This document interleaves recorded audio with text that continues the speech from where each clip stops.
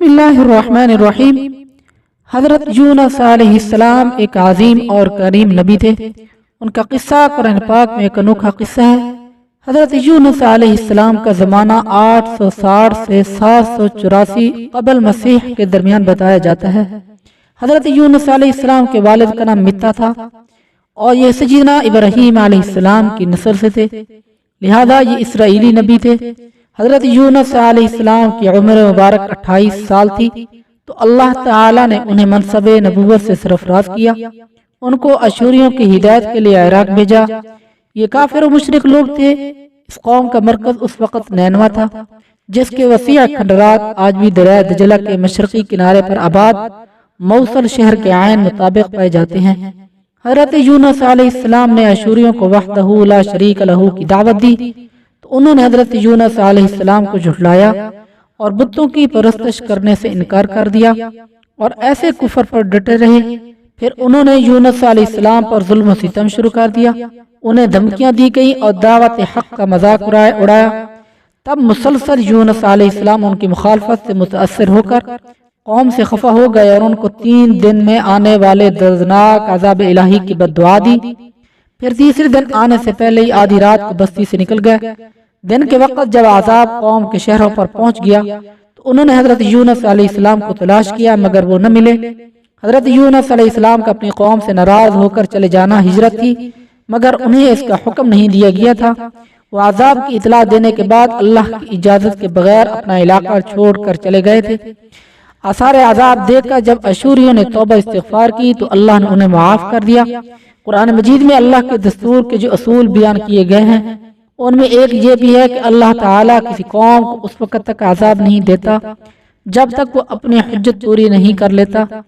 پس کب نبی نے اس قول کو مہلت کے آخری لمحے تک نصیحت کا سلسلہ جاری نہ رکھا اور اللہ کے مقررہ کردہ وقت سے پہلے وہ خود ہی ہجرت کر گئے تو اللہ تعالیٰ کے انصاف نے اس قوم کو عذاب دینا گوارا نہ کیا، کیونکہ ان پر تمام حجت کی شرائط پوری نہ ہوئی تھی اور انہیں معاف فرما دیا۔ حضرت یونس علیہ السلام فرات کے کنارے پہنچے تو ایک کشتی کو مسافروں سے بھرا ہوا پایا۔ حضرت یونس علیہ السلام کشتی میں سوار ہو گئے۔ پورے دن میں کشتی سمندر میں سکون سے چلتی رہی۔ اچانک اونچی اونچی لہریں اٹھنے لگی۔ لوگوں نے اپنا ساز و سامان سمندر میں پھینک دیا کہ کشتی کا بوجھ کم ہو جائے، لیکن کشتی کا بوجھ پھر بھی کم نہ ہوا۔ جب کشتی ڈگمگانے لگی تو کشتی کے غرق ہونے کا یقین ہونے لگا۔ اہل کشتی نے اپنے عقیدے کے مطابق کہا کہ ایسا معلوم ہوتا ہے کشتی میں کوئی غلام اپنے آقا سے بھاگا ہوا ہے، جب تک اس کو اس کشتی سے جدا نہ کیا جائے نجات مشکل ہے۔ یونس علیہ السلام نے سنا تو ان کو تنبیہ ہوا کہ اللہ تعالیٰ کو میرا نینوا سے وحی کا انتظار کیے بغیر اس طرح چلے آنا پسند نہیں آیا اور یہ میری آزمائش کے آثار ہیں۔ یہ سوچ کر انہوں نے اہل کشتی سے فرمایا کہ میں وہ غلام ہوں جو اپنے آقا سے بھاگا ہوا ہوں، مجھے کشتی سے باہر پھینک دو۔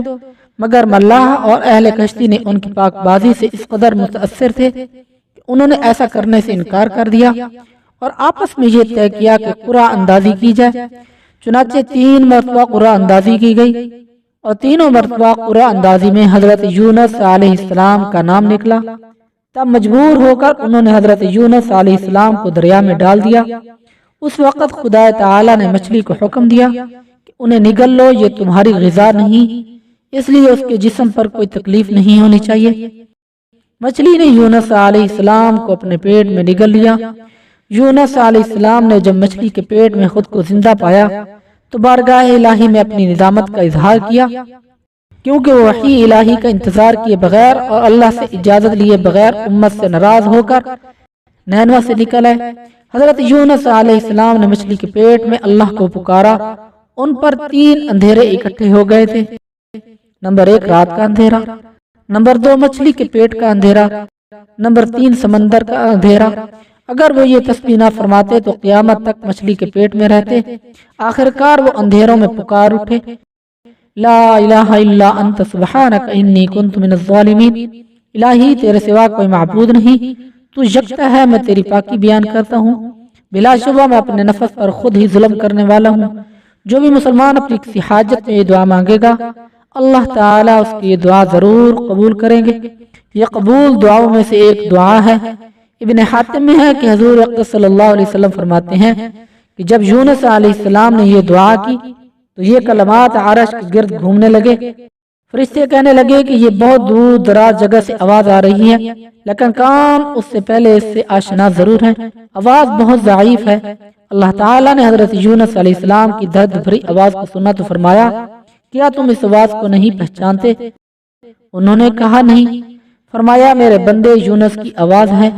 فرشتوں نے کہا، وہی یونس جس کے پاک عمل قبول شدہ ہر روز تیری طرف چڑھتے تھے اور جس کی دعائیں تیرے پاس قبول ہوتی تھی۔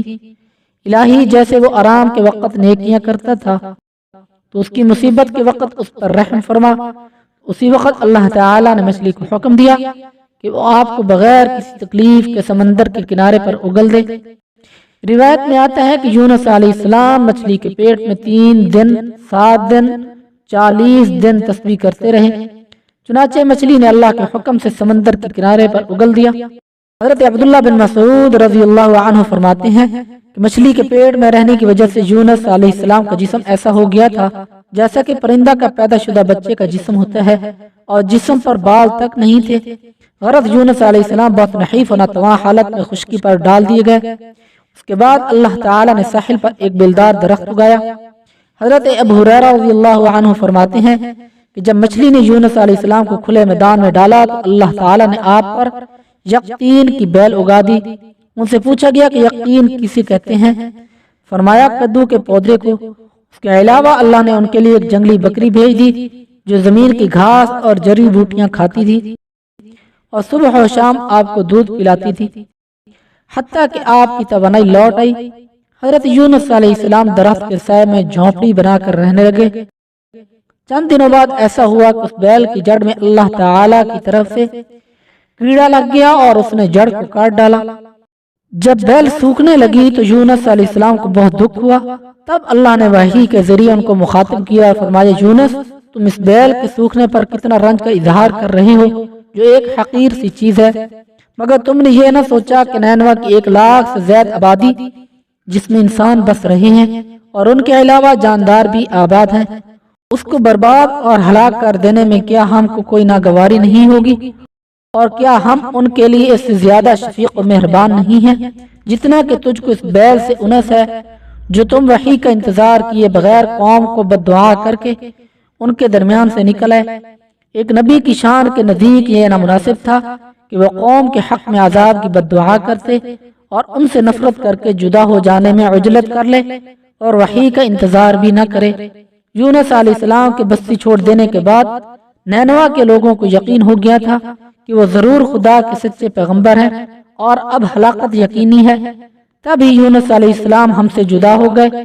یہ سوچ کر فوراً بادشاہ سے لے کر رعایا تک سب کے دل خوف و دہشت سے کانپ اٹھے اور یونس علیہ السلام کو تلاش کرنے لگے تاکہ ان کے ہاتھ پر اسلام کی بیعت کریں، اور ساتھ ہی خدا تعالیٰ سے توبہ استغفار کرنے لگے اور ہر قسم کے گناہوں سے کنارہ کش ہو کر آبادی سے بحر میدان میں نکل آئے اور بارگاہ الہی میں بلند آواز سے یہ اقرار کرتے رہے، ربنا آمنا بما جاء یونس، اے ہمارے رب، یونس علیہ السلام جو تیرا پیغام ہمارے پاس لے کر آئے ہیں ہم اس کی تصدیق کرتے ہیں اور ہم اس پر ایمان لاتے ہیں۔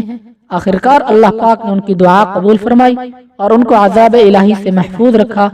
بہرحال یونس علیہ السلام کو اللہ پاک نے صحت و تندرستی دے کر اب دوبارہ نینوا جانے کا حکم دیا کہ قوم میں رہ کر ان کی رہنمائی فرمائی جائے۔